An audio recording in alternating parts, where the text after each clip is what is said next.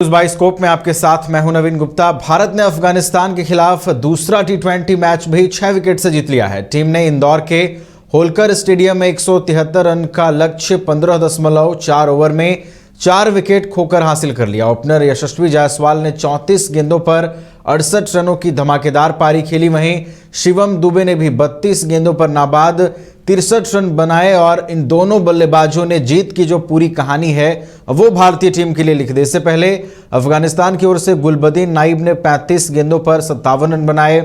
भारत से अर्शदीप सिंह ने 3 विकेट झटके। इस जीत के बाद भारतीय टीम ने 3 मैचों की सीरीज में 2-0 की अजय बढ़त हासिल कर ली है। सीरीज का तीसरा मुकाबला 17 जनवरी को बेंगलुरु में खेला जाएगा। तो भारत ने दूसरे टी20 मुकाबले में भी अफगानिस्तान को 6 विकेट से हरा दिया है और सीरीज में अजय बढ़त बना ली है और कह सकते हैं कि भारत ने सीरीज पर अब कब्जा भी कर लिया है। तीसरा मुकाबला 17 जनवरी को बेंगलुरु के एम चिन्नास्वामी स्टेडियम में खेला जाएगा, जहां भारत की निगाहें जहां क्लीन स्वीप पर होंगी तो अफगानिस्तान की टीम जो है वो इस सीरीज में अपनी खोई हुई प्रतिष्ठा को बचाने की कोशिश करेंगी।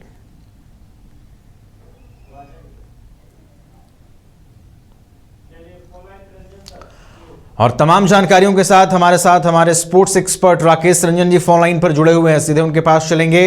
राकेश रंजन जी, दूसरा मुकाबला भी भारतीय टीम ने जीत लिया है 6 विकेटों से और सबसे अहम बात कि इस मुकाबले में यशस्वी जायसवाल और शिवम दुबे की तूफानी बल्लेबाजी के आगे टिक ही नहीं पाई अफगानिस्तान की टीम।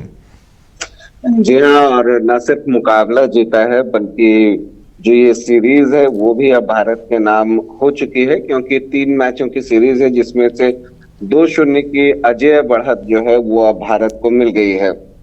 जहां तक बात है, देखिए शुभमन गिल की जगह पर यशस्वी जायसवाल टीम में लाए गए थे दूसरे टी20 इंटरनेशनल में, और इसी से आप अनुमान लगा सकते हैं कि उनकी योग्यता पर टीम मैनेजमेंट को कितना भरोसा है।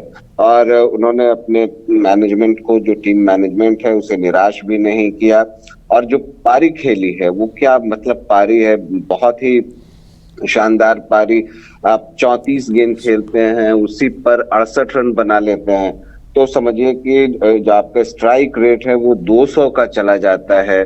5 चौका 6 छक्का, तो बिल्कुल सामने वाली टीम को जो कहते हैं किल कर देने वाली बात है, वो उस तरह का प्रदर्शन यशस्वी जायसवाल के द्वारा हुआ है।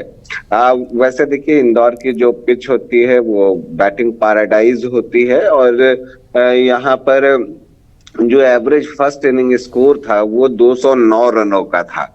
तो आप इसी से अनुमान लगा सकते हैं कि ये 200 प्लस की विकेट थी, लेकिन यहाँ पर जो है अफगानिस्तान की टीम सिर्फ 172 रन ही बना सकी, और मुझे लगता है कि मैच वहीं पर खत्म हो गया था। और इस तरह की पिच पर अफगानिस्तान को भी सीखना होगा कि उसे कैसे अपनी पारी को पेश करना है। यहाँ पर आप देखेंगे कि अफगानिस्तान ने शुरुआत तो अच्छी की, गुरबाज और जदरान ने तो शुरुआत अच्छी की थी, लेकिन जैसे ही गुरबाज आउट होते हैं उसके बाद रन थोड़े थोड़े आए, लेकिन विकेट भी जो है रेगुलर इंटरवल पर गिरते रहे, और इसी का खामियाजा जो है अफगानिस्तान को भुगतना पड़ा। हम जो कुछ प्लस पॉइंट लेकर भारतीय टीम के लिए जा सकते हैं, उसमें देखिए एक तो बात है कि अब अर्शदीप रेगुलर अच्छी गेंदबाजी टी20 इंटरनेशनल में कर रहे हैं, और फिर से उन्होंने जो है वो 3 विकेट जो है वो लिया है। इसके अलावा जो एक बड़ी बात है कि जो भारत के स्पिनर्स हैं वो अच्छा काम कर रहे हैं, और खास करके अक्षर पटेल ने जो है गेंदबाजी में इधर लगातार अच्छी गेंदबाजी की है, और कल तो उन्होंने बेहतरीन गेंदबाजी की। ये जो बैटिंग पैराडाइज था उस पर उन्होंने 4 ओवर में सिर्फ 17 रन दिए हैं। मतलब अगर आप 4.25 के इकोनॉमी से रन खर्च कर रहे हैं और फिर आप विकेट भी 2 निकाल ले रहे हैं, तो ये कमाल की गेंदबाजी, और मुझे लगता है इसी वजह से उन्हें जो है प्लेयर ऑफ द मैच दिया गया है। यशस्वी जायसवाल अब ये तय मानकर आप चलिए कि टी20 वर्ल्ड कप में रोहित शर्मा के साथ जो है वो पारी की शुरुआत करेंगे। और एक और चीज जो अब आप देख रहे हैं कि शिवम दुबे जो है वो बहुत प्रभावी बनकर निकले हैं और लगातार 2 मैचों से उन्होंने शानदार बल्लेबाजी की है, गेंदबाजी भी उपयोगी कर रहे हैं दोनों मैच में। तो एक जो बीच वाली जगह ऑलराउंडर की जो खाली होती है, उस जगह को अभी तक उन्होंने अफगानिस्तान के खिलाफ भरने का काम किया है। 2 मैचों में 2 अर्धशतक लगाया, और 2 अर्धशतक लगाना ही महत्वपूर्ण नहीं है नवीन, सबसे महत्वपूर्ण तो यह है कि दोनों ही मैच में गेम को उन्होंने फिनिश किया, और ये बताता है कि वो नर्व से कितने स्ट्रांग हैं और उनकी बल्लेबाजी किस तरह की है और परिस्थिति के अनुसार खेलते हैं। कल तो उन्होंने भी बहुत ही आक्रामक बल्लेबाजी की और 196 की और मतलब स्ट्राइक रेट से उन्होंने 63 रन बनाए हैं। 5 चौके 4 छक्के लगाए, 32 गेंदों पर 63 रन बनाए उन्होंने। तो आप कह सकते हैं कि शिवम दुबे इस सीरीज के खोज रहे हैं। इन 2 मैचों को देखने के बाद आप कह सकते हैं। बिल्कुल, शिवम दुबे खोज रहे हैं। और राकेश रंजन जी, वर्ल्ड कप जो होना है 2024 में T20 का, उसके अगर हम दृष्टिकोण से भी देखें तो ये सीरीज बहुत अहम है, और शिवम दुबे ऐसा लगता है कि इस अभियान की खोज रहे हैं, और विश्व कप 2024 में भी अब उनकी भूमिका काफी अहम हो जाती है इस तरीके के प्रदर्शन के बाद।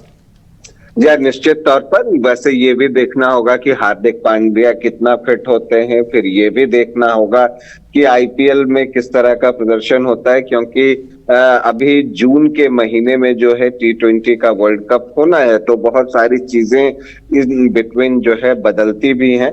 लेकिन शिवम दुबे जिस तरह का प्रदर्शन कर रहे हैं, वो टीम में होना डिजर्व करते हैं।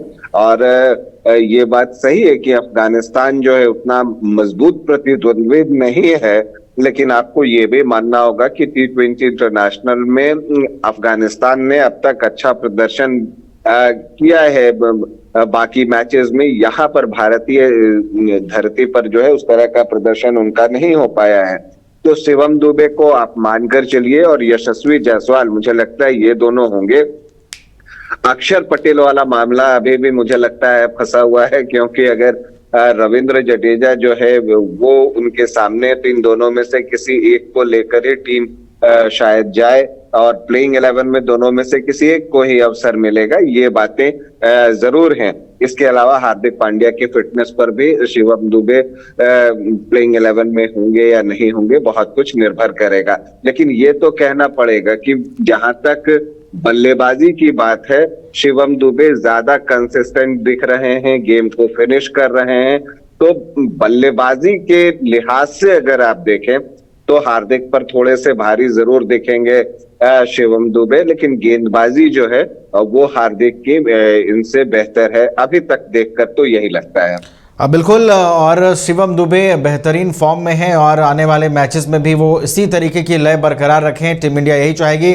बहुत बहुत धन्यवाद राकेश रंजन जी हमारे साथ जुड़ने के लिए और इन तमाम जानकारियों के लिए।